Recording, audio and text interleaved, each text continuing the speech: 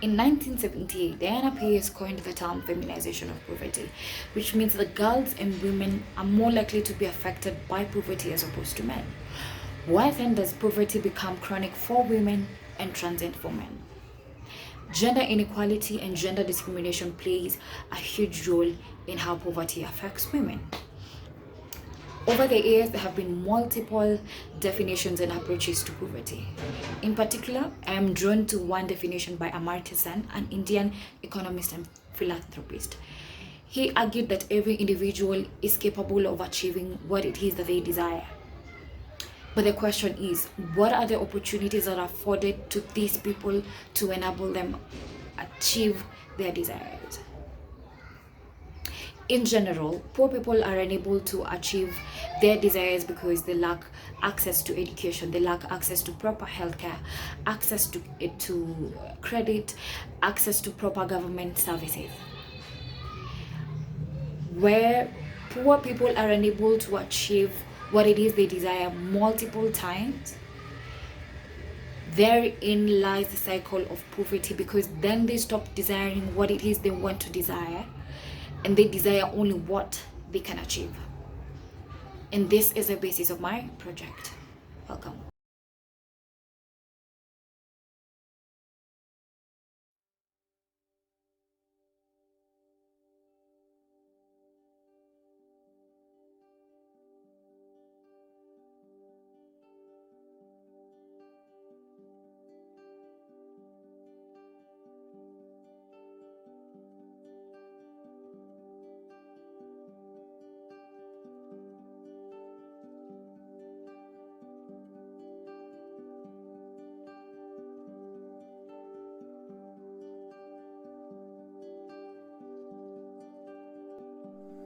Our first focus SDG, one that is core to most, if not all SDGs, is that of no poverty, SDG number 1. Our aim was to put in mechanisms that aid these women increase their income. The Cash Benefit Transfer Program is one such implementation to end poverty in all forms.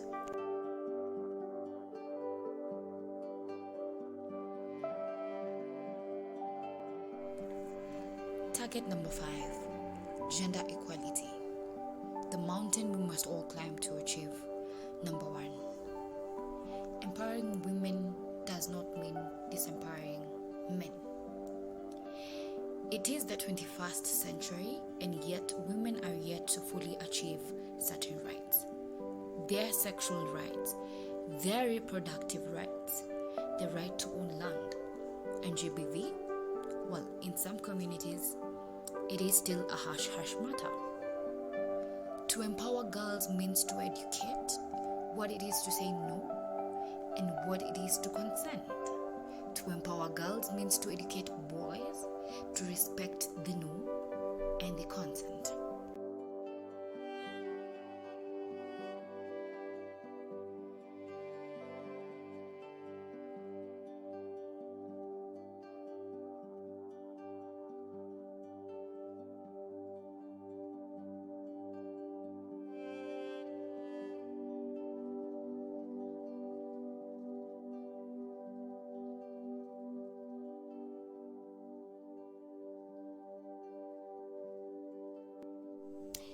The name I Choose to Challenge Poverty was used for this project in line with the 2021 International Women's Day slogan.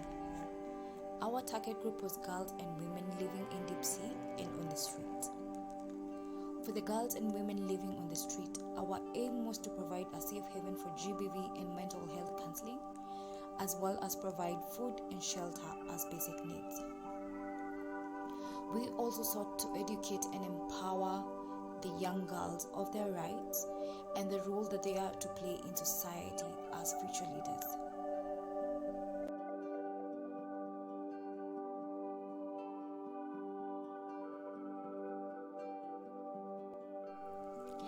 For the last 3 years, I have turned to social media for fundraising, for help with skills and so on, and this time was no different.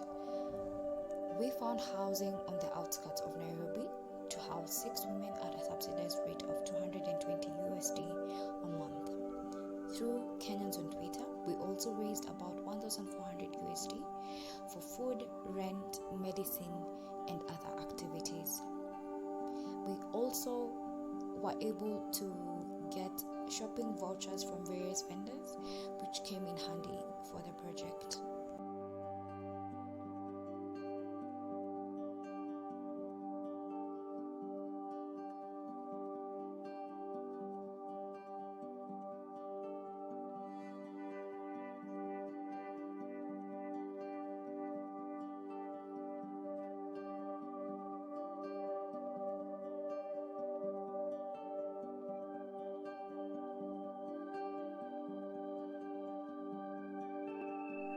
In about 4 to 5 months, we housed 7 women, with some leaving due to various challenges. Unfortunately, we also had one lady who succumbed to infections and HIV. During this period, we carried out mandatory initial health checks for all, with a monthly visit to the doctor.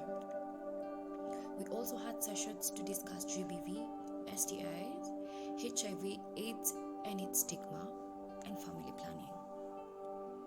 Also key in our conversations were circumstances leading to their homelessness, preventive measures, and business ideas which we can implement.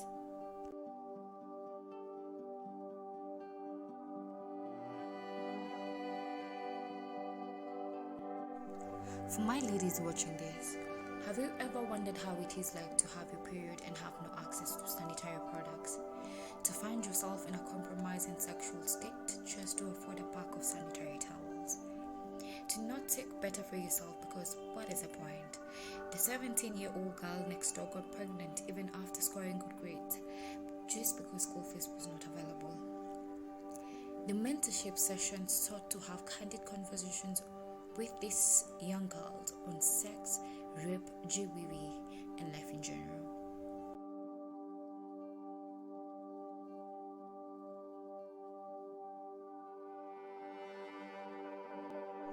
In the 4 to 5 months, we had one mandatory checkup and screening at the point of joining the halfway house. Subsequently, those with HIV/AIDS had monthly check-ins at the Kiambu General Hospital, where ARVs and other medicines were prescribed. We also had individual sit-down sessions with doctors to discuss sexual health and family planning. In addition to this, we had one urban agriculture training and implementation session at the halfway house. For the girls in Deep Sea, we had one monthly mentorship session. Our biggest output was the sessions we had with the women discussing business ideas, financial management, and eventually setting up businesses for them through the cash benefit transfer program.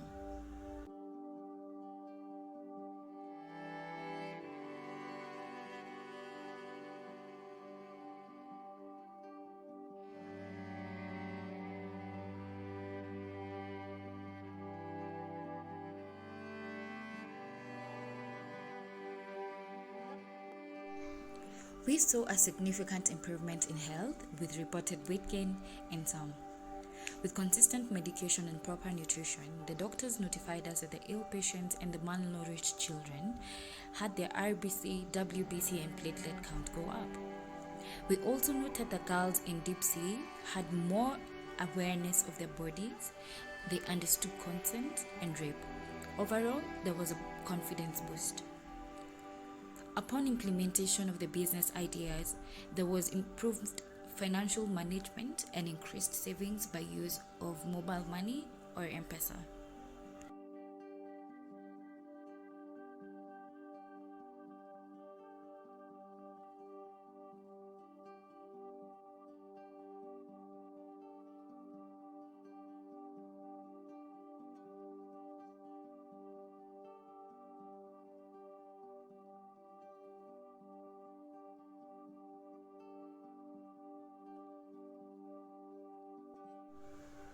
The impact from this program will be confident young girls who believe in themselves and are ready to take up the challenges and leadership of tomorrow without worrying where they come from.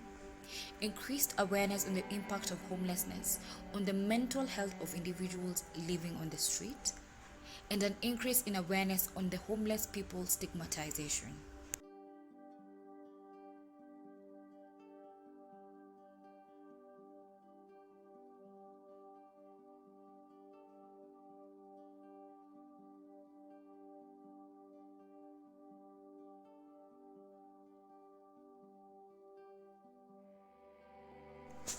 Poverty would be better viewed as a process and not as a result.